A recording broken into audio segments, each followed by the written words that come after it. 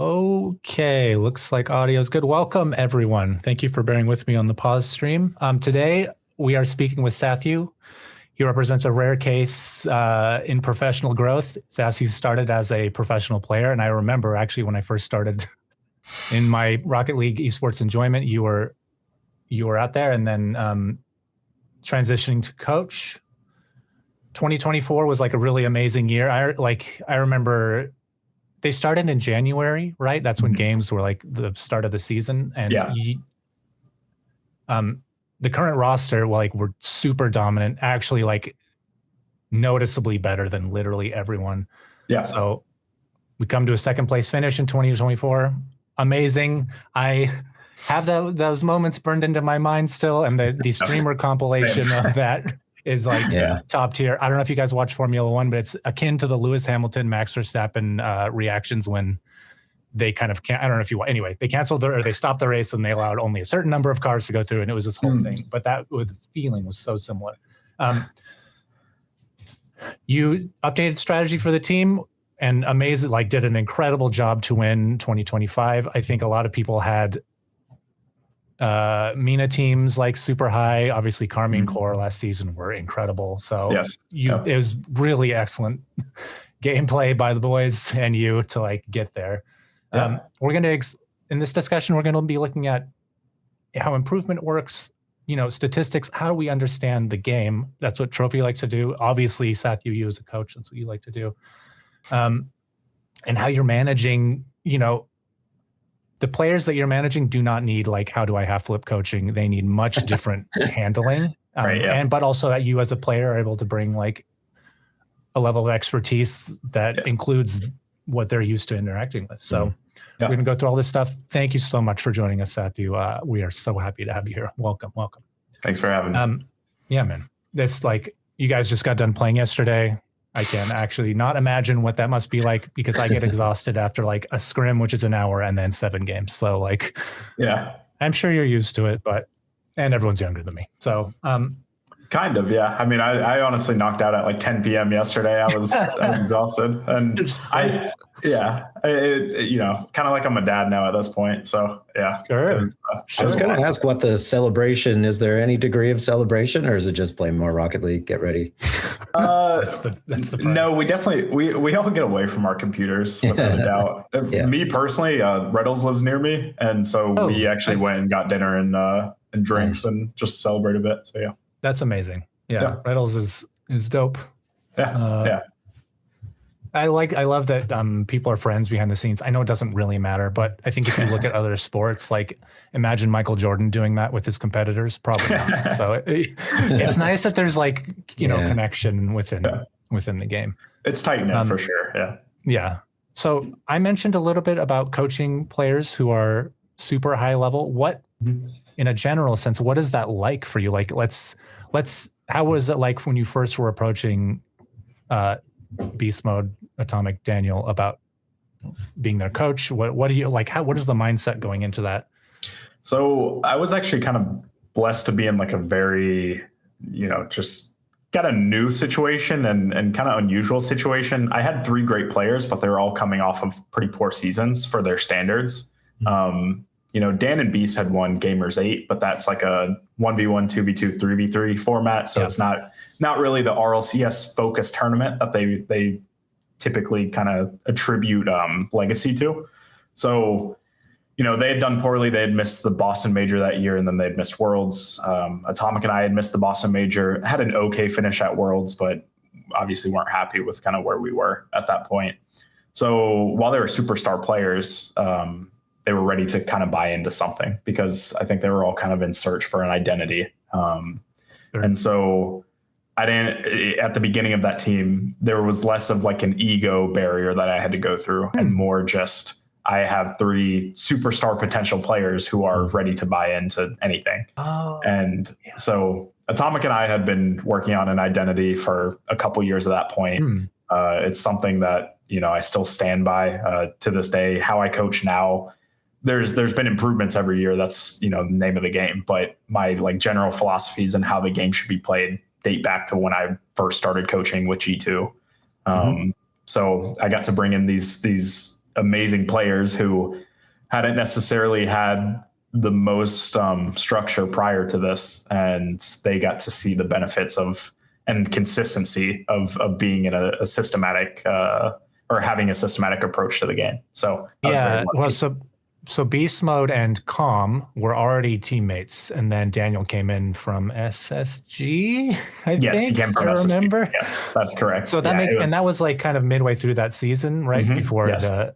Yes, and I think they did do big buyout and everything. Big deal when the transfer was made and everything. So yeah, I was sad to see V1 go. I don't know what it's like interacting with them behind the scenes, but from the fan side, like they did a lot of like community stuff. Yes, they did. And I love Calm as a player. Yeah. Very good player. Very different approach to the game as and it's not. It's like players. Yeah, and I'm not sure it is effective because Atomic was exhibiting some of those same behaviors, but like times a billion for the current day and age. But anyways, it was a good time. So yeah, I don't know what the V1 thing was like, but it makes sense that them coming from an external system that was also effectively collapsing around them, going away. Right. It makes sense that they are ready for something new. It is interesting because Beast Mode also, he did what Zach did, or Scribbles, where he retired right early on in his thing. So he's had a very interesting arc up to this point, actually. Yeah. He had a small retirement arc back when he was on Shopify, I believe. Yeah, a long time ago. But it's interesting. I think all these things contribute. The desire to win is obviously there. Beast Mode is like at least the way he comes across. So to a fan is like super focused, and super like solid as a person. He seems like ready to roll, just like locked in what he needs to do. Yeah. Daniel obviously is too, because he gets it done. He doesn't like to talk a lot, so I don't have as much insight. It's harder to have a full read. Yeah. And then Atomic is kind of the same, except Atomic does do intervies. I don't know. It's an interesting. That's fair. Fellow. Yeah. Not the most extroverted team, that's for sure. Yeah, that's fine. I mean, it's gamers. Which is that's good. I'm curious what it is. When you talk about like building an identity, I'm really curious to like dive into that for a second. Mm-hmm. Like when you say like working with them to build an identity, like how do you do that? Like what is? I mean, it might be hard to answer, but like. I mean, it's hard to maybe put into the exact words where anyone could just translate it, but I see it as like a collection of general reads on the game, expectations of each other on the field, kind of where you expect each other to be on the field based on what situation is occurring on the field. Just a collection of all those ideas and kind of put together and generalized enough to where you can follow it pretty consistently. That kind of identity, if that makes sense. Yeah, it does. Yeah. I've heard this so I've done a ton of research recently into like cognitive learning theory is like the big broad thing. In sports science, this translates to shared mental model, which is like a soccer team. They all understand what their positions are on the field, and they don't need to verbalize those communications. Yes. And yesterday, who did the interview? Was it Atomic after SSG? It would have been Beast Mode. Beast Mode. He was saying how they don't need to communicate with each other. Sometimes they'll just be silent in these pre-jump pass plays, which I would need to be calming to my teammates. And it's because, so it highlights what you're talking about, where they actually just understand the like strategy so well that they don't need to speak about it. I'm sure teams like Carmine Core have they don't do the pre-jump stuff quite as much. Obviously, they have a different philosophy. But the shared mental model thing is super important. I want to ask you a question, but I might save it to later. The idea is like knowledge dissemination in Rocket League. There's not like a consistent approach, really. It's like watch an air charged video, watch Squishy Muffin's like mechless road to Grand Champ, and then everyone's like back post rotate, and it's like, okay, well, that's not what NRG are doing. I mean, they do. There's like times when you do like you go back post because someone's challenging. Anyway, of course, we can talk about the knowledge aspect later. Sure. But so you do have a statistics background, right? As far as I know, that's right. Yep. I've heard differing opinions from a variety of coaches about how useful looking into statistics is. I've heard like Ronskian is a person that I enjoy a lot. He doesn't necessarily use them when his general coaching. He like shows the ball chasing page. He'll be like, boost maybe is interesting, but percentage of time upfield, like is that interesting? I don't know. It really is interesting if the outcome is good, right? Like it doesn't. Yeah. Anyway, so what's your perspective on statistics? Is it useful? I'm sure it could be, but currently, how are you seeing that sort of thing? Currently, there's a lot of work to do with Rocket League and statistics specifically. I think, some of the public like parsers like ballchasing.com, for example, do offer like a very general like look at kind of what's going on in a game. It's just the issue right now is people kind of conflate certain, statistical trends to different actions on the field. Like the same stat can be used for different things happening on the field by different coaches, by different people. So there's not like a good general consensus on what everything means. And to be fair, it is somewhat subjective as well. But yes, there is a lot of room for stats to be used. I think typically right now at the higher level is kind of where it's primarily working, or we're kind of seeing the difference. I know there is lots of use at the lower level for players trying to just improve in a general sense. But how that's done specifically, I think hasn't really come to fruition yet. So, yeah. I agree. I think, so on the cognitive learning theory, there is a thing called cognitive load. And I think if someone has a little experience thinking statistically, which also means looking at graphs, like maybe they don't, like a radar graph, for example, if they've never seen one before, they actually have to expend more effort just to like internalize the information and then make sense of how to like implement it, which is tricky. So that's where you need some sort of interpreter, whether it's a real coach or an AI coach. So yeah, for sure. And I think the difference in approach between coaches, because I know JC Hammer does do some statistical analysis from the perspective of did play X work, or what percentage of the time did play X work? That is useful. It's like, okay, well, should we be passing mid here, or how like effective might this be? What's the opportunity? For example, like a pre-jump. There's a reason pre-jump passes are happening right now. It's because they're freaking hard to beat. Then when teams like come up with a defense against that, then you'll start doing, other things. But I don't know how much you're able. I'm interested in at the high level how it's used. I don't know how much you're able to talk about that. If not, that's fine. But if you could shed any light, that would be interesting. Again, I think so. With the limited amount of stats out there from general tools, at this point, you're kind of keeping track of certain trends. It's not really I'm gaining extra insight from these. It's is my team performing at their expected like metrics per game? And so is there an aspect of our game that we need to look back into because said metric is not being met anymore at the level you'd expect it to be? Got it. There have been, some case studies where maybe some more independent sources have gone in, and whether it's by hand or whether they had other tools that they've programmed to look at more specific, spatial data or actions taken in certain parts of the field, that has become a thing in recent years, but it's very underutilized. It's, it costs money to do that. Okay. Yeah, I know like Carl is a free tool that can do some of that. I don't know. It's like the next step above ball chasing. Yes. Yeah, exactly. And you can put money into that, but there's even like a further step, honestly. Yeah, there's more. Yeah. Well, I think so. I think there are existing examples in like hockey, soccer / football or whatever. Any sport that's like fluid and moving, I think probably has a direct like line to Rocket League. It's just the same. Yes. Even like the labels that they use. So I don't know what the hockey labels are for positions and stuff, but probably you can use them on Rocket League gamers. I know we don't really think about it that way, but surely there's been some machine learning done on hockey, at least. There's just enough money in it, I feel like, and soccer, definitely. It's got to be. Definitely. Anyway. Definitely the context point that you made, Satthew, is like, we have run headfirst into this difficulty with our analysis dashboard, which does like, you get your list of stats. It's like the stats themselves don't lie, right? Like there's lots of statistical values you can pull out of a parsed replay, but trying to add an analysis layer over that and say, is this stat being this value good, or this combination of this stats being these values good, bad, neutral? Right. It's always so incredibly contextual to what every individual was doing and even thinking on the field at any time.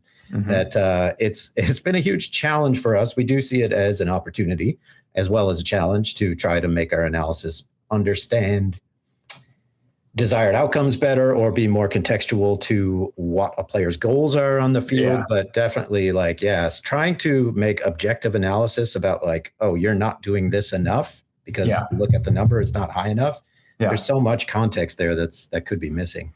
And even just bouncing off that, just with even the idea of like a challenge that's won versus a challenge that's lost, that's subjective in its sense. Yeah. And it's like, what do you even do in that regard? I meant to do that. Yeah, exactly. Yeah, exactly. Yeah. So it's a very difficult problem to kind of go against. You would need, like, the problem we have is you just need a ton of data. So if they need to train like a model to recognize a dog in a photo, there are plenty of dog photos out there where dogs are in all sorts of context.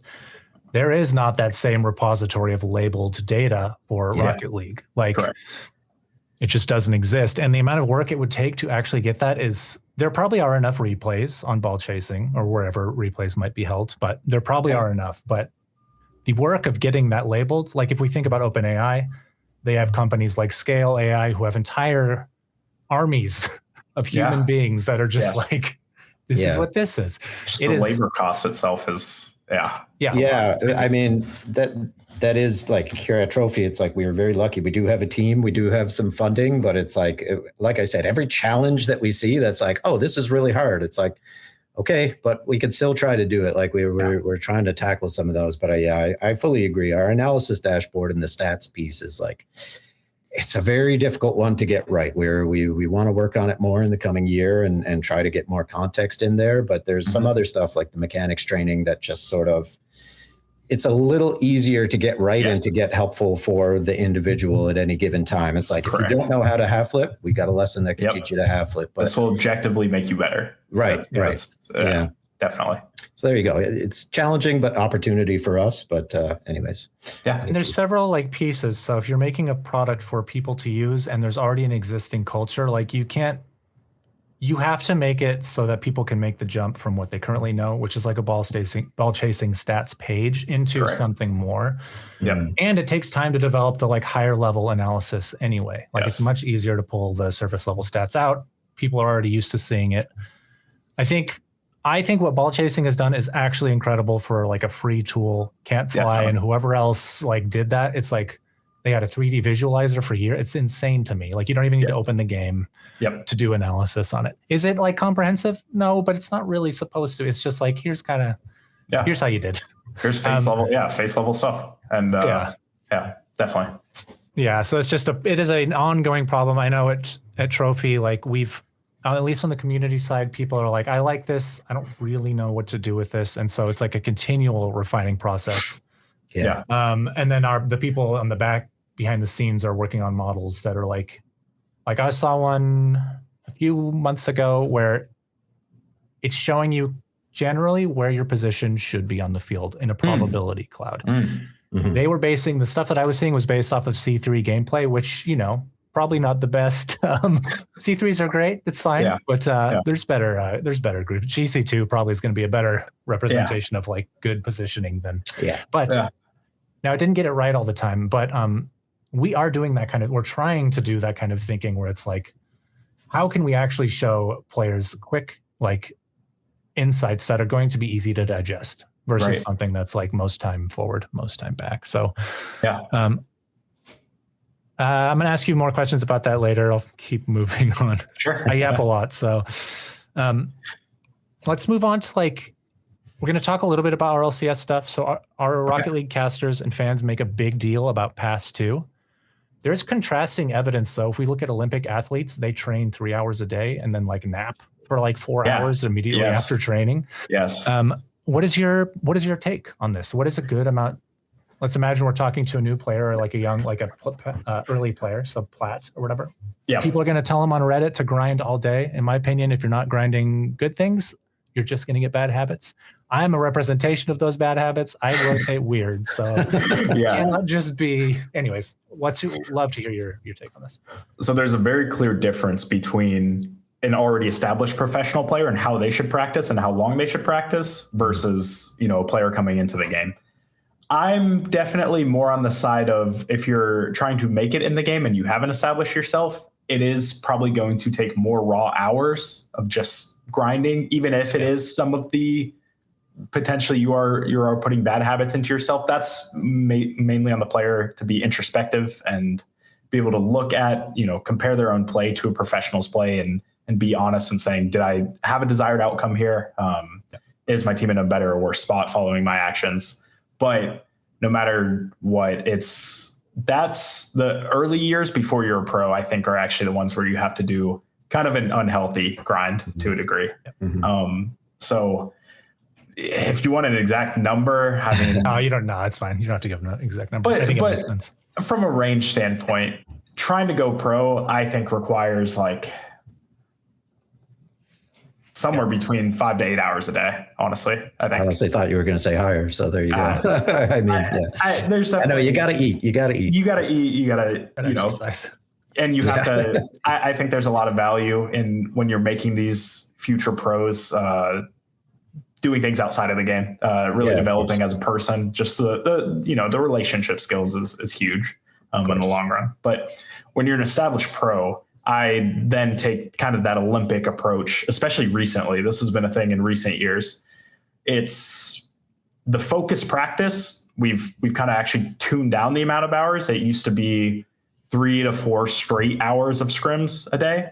And now we've actually pushed that down to 2 with, more days off in between different weeks of regionals, because I do see the recovery aspect of it and see how important it is to the actual player's mental health. And it also opens up the opportunity to do more film review, more just like team meetings that are kind of off the field.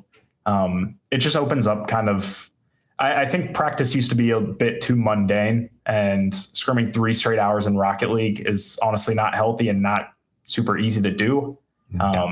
And I think really the returns are pretty diminishing as you just go further and further. So I like the approach of you have your individual hours, of course, outside of like team practice, but team practice I've pulled back on, really tried to up the intensity, but lower the length. Coach Kurt Signetti from Indiana Hoosiers football team this past year, he's like a big, just super intense, like they have the shortest practices in like the entirety of college football, but the idea is be as intense as possible. So I've kind of adopted that strategy.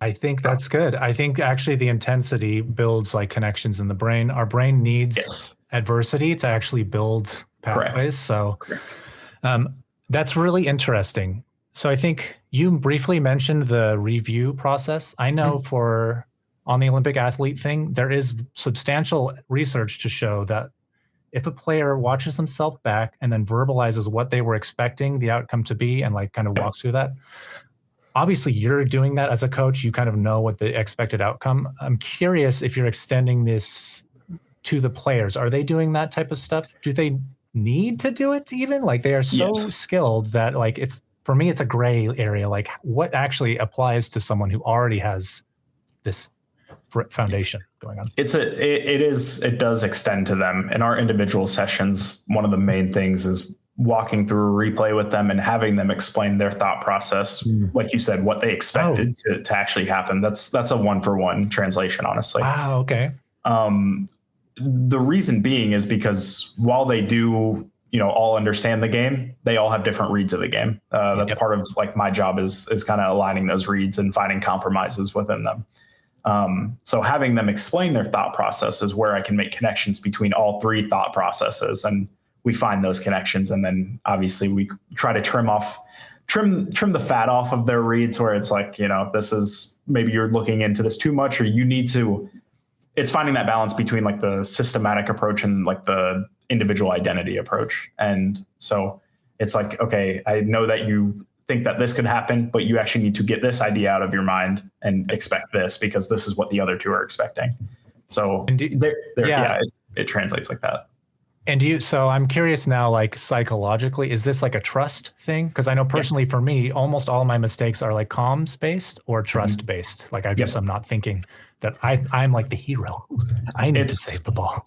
It's getting them, it's trying to get them to a point where they obviously have to think a bit less than they, or think less on these moments in the game where you don't want them to have to think about it. You want them to think about the space has been exploited. They're in a dangerous position. Now they think about what specific touches they're going for, what type of shot they're going to put on. But the process leading up to it, I want to be as thoughtless as possible. Well, or I guess second nature as possible. Thoughtless probably isn't the right word, but yeah. I'm thinking like this weekend specifically, and he does it all the time, but Daniel like has some very excellent plays where he slows the ball down in the air and then like waits for the defender has to act eventually because Daniel can score. But he was like, his flip reset usage this weekend was really good. I'm just going to say that. It was really nice to watch. And he was. So it's exactly like that. Yeah. It's like, I want all the moments leading up to that point to be, he knew what was going to happen before it even happened because of everyone's read on the game is the same. But then once it's like, now you're at a point where you're facing the unknown, which is the defender. How are they going to challenge you? That's where most of your thought process needs to go. Yeah. And I don't know if this is connected, but one thing I've noticed about top RLCS teams, so Falcons when it was TRK, Clears, Roas, NRG, even SSG last weekend, the ability to play on zero boost is like crazy to me. That's not a thing I hear a lot of people talking about.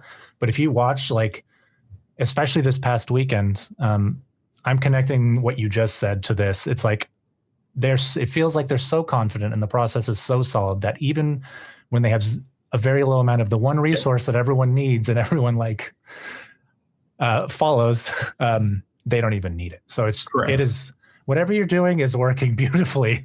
And I don't know, it's the level of Rocket League right now, which is super crazy to me. I think eventually, if there was enough funding, we would start seeing more optimization on the like stats side, because we're getting to a point where like skill ceiling is pretty freaking high right now. I'm going to say I don't know. The intuition needs to be super high. What you're talking about, which I think is maybe has always been the case in Rocket League, but is certainly going to be the case moving forward, is team cohesion. I think I could talk about this for a long time. Anyway, I really love the answers that you're giving, because it's like, these are demonstrated techniques that work. It's amazing that we're actually seeing it play out in real time. So, okay. Do you feel like that, Satthew? Do you feel like the skill ceiling is like at a ceiling, or is there just like always continuous room for improvement? Are you always like nervous about what some other team is going to bring next? I think in terms of like individual ability per player, I think the skill ceiling is definitely not advancing as quickly as it was maybe a couple years ago. So yes, I'd say then yes, it is. But from a team standpoint, I think now we're starting to see, since the players are maybe kind of normalizing around a certain level at this point, and I think you can have players that have had multiple years of experience now can still compete with the newer guys because the mechanical level is all, like I said, normalized a bit. We're starting to see the ceiling of like ideas raise, I think, just in team settings. So yeah. Love that. Yeah. It becomes more mental than physical. Yeah, exactly. I have a question now. So we just talked about individual practice. We have a set of games and then you do review. To you, what does successful progress look like across a series of sessions? So usually it's starting with like the kind of identification of those habits that we see, like the fat I was talking about earlier that needs to be trimmed. A lot of that, seeing those habits kind of dissipate over multiple sessions. So for example, if there's, something I want with Daniel where I see his individual read on the game has him doing something, but I need him to actually kind of adjust that read, get to a point where it's going to be understood by the other two every time. And it's not kind of adds a layer of randomness. And when I see that decision kind of go away and change into a new one that was like the desired one, that's what I see as like progress nowadays. That's great. So is there any sort of tracking system that you're doing for this? It sounds like it would be obvious, or it would jump out the behavior changing, but is there any sort of like, are there any tools that you're developing for yourself that assist with this? Mathematically, no. I mean, I still use products like Carl, because again, like I was saying, there's statistical trends and metrics that I can just keep an eye on. But honestly, just good old pen and paper and writing down what I see is kind of the biggest thing on a daily basis. Yeah, that makes sense. The only reason I ask this question is because it seems like once players start becoming interested in improvement enough, they start like developing systems or tools for themselves to like track the progress. Yeah. Without a doubt. Reading from the question list. So I don't know if you're able to talk a bunch about this because, well, maybe we can. Between Worlds 2024 and Worlds 2025, was there any sort of strategic change that you had to do? Obviously, there's updating, but I would love to hear a little bit about how your perspective might have shifted, what you were noticing, what types of things were going on. I think from a coaching philosophy standpoint, a lot of it stayed the same. Like I said, I've kind of stood by how I want my teams to play since I started coaching. And since I was playing even, my ideal team played the same way I want to coach. And between 2024 and 2025, a lot of it came down to a majority of the process remained the same. It's just when we actually were finding the opportunities to score. So it was like the identification of, our numbers advantage in a moment of time, whether it's on the counterattack or whether we built enough pressure to physically take someone out of the play. Kind of what steps needed to happen based on how much pressure we built over a certain amount of time, or again, if it's a counterattacking scenario, where the space on the field is going to be. So it was kind of identifying those scoring moments and kind of going over it with the team, making sure they understood that, this is a moment where we have a clear advantage. We need to shift our mentality from we're just building pressure to we need to score now. And this is the moment to score. And that kind of made a huge difference in what we did at Worlds versus the previous year. So, yeah. Sure. I mean, you can definitely feel that. I'm curious. So you're identifying opportunities that happened in a kind of reactive way where you've experienced a game and now we're going to try and update that. I'm curious, like if there's proactive stuff that you're doing as well. I assume you're looking at tape from other teams, but I would love to hear a little bit more about that too. So definitely a lot of tape from other teams. Pretty much anytime there's an EU regional, we'll look at what the winners did and what worked for them. Don't necessarily translate all of it, especially if it's a team that stylistically is just the complete opposite of us. It's like we're not going to bring too many ideas from them into our play, but we still just want to see it. So that's, relatively proactive. I think trying to be proactive about maintaining all those kind of metrics I was talking about earlier. So before, a bad habit even begins forming, just trying to understand like even potential like symptoms that you could see before it like fully comes to fruition, I think is a big thing. So just always like it's the pen and paper method again. It's just making sure that I have eyes on, is something forming that I don't want to form, and just nip it in the bud right there is kind of the biggest thing. And one of the more proactive methods I go about. I love that. Yeah. I think this is where a roster size of 3 probably comes in super handy, because you're able to actually like mentally, there's three things here we need to look at, or 3 pillars. Right. Exactly. That's great. Yeah. So, I already okay. So now if you are comfortable doing this, I'd love to, if we could talk about what you think of about Trophy. You did give us some insight. We can talk about like the positives and negatives here. This is a completely open conversation here. So you talked about Carl as well. I would love to hear like if there's a dream tool that exists, or if you thought like it would be super dope. Like in all of your time doing stuff, I'm sure there's been friction points. You're like, I would love a solution for this. Yeah. Anyways, yeah.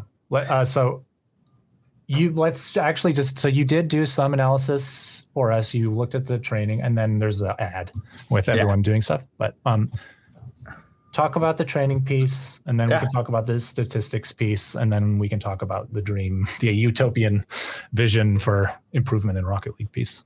Yeah. So from the training aspect, I thought it was fantastic, just because I'm not really sure of another tool that kind of operates like that in terms of just specifics mechanics training. Sometimes it felt like, to be completely honest, sometimes it felt like maybe because it's, when you're making a play, when it wants you to kind of copy the pro in a lot of the actions, maybe sometimes the specific guideline it wanted you to follow is a little strict, I guess. Yeah, sure. To continue, it's like some would argue in certain moments you just kind of want to put the ball in the net in this, and then sometimes it's like in the specific example it wants you to put the ball in the net this exact way. But for the most part, it's a fantastic tool from just the pure mechanics standpoint. I had never really worked with anything like that, and I thought it was super cool. I think so. Like there's machine learning, I think, applied to like the half flip training, curve dash, wave dash, and I don't know about speed flip, but you can actually tell there's like a demarcation between like these very robust teaching things and then the trophy training packs are they're essentially like Rocket League training packs. Is a majority of content like your power shots, your power slide cuts, things like that that just like Satthew said, they have the pro demo, they have like basically a guideline, which means you have to do the attempt like the pro, and there's sort of a scoring system attached to that. Yes. I fully agree with you and hear you on like both the positives and the potential shortcomings of a system like that. It's kind of like trust me, have plenty of discussions where we're like, does it make sense to have someone follow this line exactly, especially if they're like shooting a distance shot from downtown, and it's like it gets way, way harder to get the ball to follow that exact trajectory. Exactly. But yeah, exactly. We tried to at least like gamify the training pack experience a bit in a way that at least gives you feedback, which like the in-game Rocket League training pack, the classic thing is you get in there like, I see the title, like what other than that, what info do I have? Yeah. You go to YouTube and try to find the creator of that training pack to have them explain it. There's definitely a disconnect of like context. Yes. And that's like a huge gap that it feels like Trophy actually like fills, as well as obviously having it speak to you while you're doing it, I think is very cool. Just to have that voice kind of like a coach in the back of your head. So I think that part's awesome. And then, of course, there's analysis. And as we know, we've talked about it. You're like, you have a real mind for analysis and you want to use it more. Happy to talk about that. And like your experience with the trophy analysis, which I know is like not in your view, the perfect tool, but we'd love to talk about it. Yeah. So I'd worked with it in a very limited use. It was just primarily based off of a ranked game, I believe. And it was Trophy essentially saying you should do this more, you should do this less. Again, that it goes back to the discussion we were having before. It's subjective in the sense that, is this a direct correlation to winning, or with this specific opponent or teammate you had against the opponents that you were playing, are these the correct insights? It's hard to say. I usually try to stray away from like and it's hard because again, I'm in a very different position compared to a player that is just trying to improve, that isn't the highest rank or feels like they fully understand the game. In my position, it's like, well, I would argue against some of these insights, or maybe at the highest level you can draw those types of conclusions. Yeah, correct. Sure. So from just a very a lower level player, I think it's great because it's like, if there's these extremities that are kind of being pointed out, like if you're just much farther away from the play compared to everybody on the field, then it's probably a good idea to suggest try to stay a bit more in the play, try to pad a bit more, and try to keep your distance from the ball, decrease it a bit. But from a professional standpoint, I see lots of room for improvement on every tool that's out there right now. I see little to no really looking into just the idea of, if you divide the field into thirds, and which is done on all those tools right now, but actual actions taken in each third, and you can even break this down further, actions taken per possession. So like when you go into an opponent's final third for the first time with the ball, everything that happens in that specific sequence until it comes back out. Maybe statistics like how long a player again, going off the idea of you enter their third, how long you're in their third, and then time it takes to get back out their third. Just ideas like that, I don't see being explored as much. And I think they're super, super important, because that's what that example I just gave, that kind of gives you an insight into player availability. How much is this player getting stuck versus how much is he keeping kind of a fluid motion throughout the opposing third? And that gives you an insight into, okay, is this player probably trying to off ball, trying to demo people because he's keeping his speed up, playing the ball a bit less, or is he trying to make a scoring play, which would be indicated by the fact that he's getting stuck and spending more time in that final third. So it's, I think that no tool is really taking advantage of that. And I think at the pro level, that's something that really could be utilized. I think you only really see that done by hand right now, honestly, and no one really is going to go through that labor either for the most part. There's already enough stuff to deal with all the time. No, that's interesting. I think on a per possession basis, like how per possession, per I guess quadrant of the field entered basis, I think is like a really big opportunity, I think, to really break the game down into like segment it a bit more. So you get. I love this idea. So what you just described, I'm visualizing on either the offensive end or the defensive goal. I would love to hear your take on the midfield, because feels like a little bit different, like the middle third, I should say. And player behaviors changes like in that specific region too. It's like very interesting. Yeah. From that perspective, it's, so first you have to, I guess, identify, do you have possession of the ball or not? Are you attacking or defending? From an attacking standpoint, it's usually around that part of the field. It's kind of where the guy off ball, where both of the guys off ball are positioned. So getting an idea of the team's attacking structure. Defensively, kind of deciding who's challenging in the middle of the field. Some teams opt to have their guy who was furthest back come in with momentum, but make up a bigger gap of space. Some people like having the guy who's rotating on the way back, who was originally attacking, cut, and he's closer to the ball. It's a slightly more awkward challenge, but it's also he gets there in a shorter amount of time, and it lets the last guy stay back and stay grounded or stay kind of in a position where he doesn't have to give his own car up. So it's just maybe behaviors like that kind of are just a beginning into what could be looked at, and see how often those behaviors happen. See team tendencies without actually having to watch the replay would be kind of cool. But that's even the midfield. It's kind of the Wild West in terms of how teams play it and what they think is good. I think a lot of the stuff that happens near corners and near backboards, I think has been standardized a lot because you can only do so much in those positions. There's a whole wall and there's limited space to work in. But midfield is, it's huge. So, That's something that we feel as a product too, that we're only really just knocking on the door of yet, is that generally we have a statistics tool, a coaching tool for individuals. And we really, at the esport level, everything is team dynamic, right? Of course, it's like you could look at individual stats, but ultimately the conversation has to be about how they match up in terms of the team dynamic and what everybody's doing. Like you mentioned, the off-ball players and their sort of attacking positions. So that's something that we're definitely really intrigued to get into as well.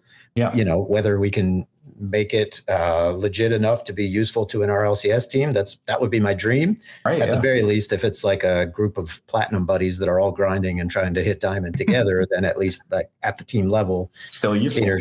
Exactly. So the team dynamic is definitely something that we are talking about adding more features in, because like I said, you could, as a team, each look at individual things. There is some shareability things. We've added moments, so you can replay moments and you can share those between a team. But a team stats dashboard, and one that's really robust and looks at everybody's individual decisions, but also how they synergize and make like an attacking formation is something that I'm definitely, as you're speaking, I'm trying not to jot down notes, but they're very good ideas. Yeah, it's amazing. I love the concept because of understanding the actions taken through like a period of time or whatever, a location, because you understand like movement issues. So players having trouble like staying focused on rotating. This isn't really maybe a pro level, but like GC2 or up, like there's still consistency things that players need to figure out.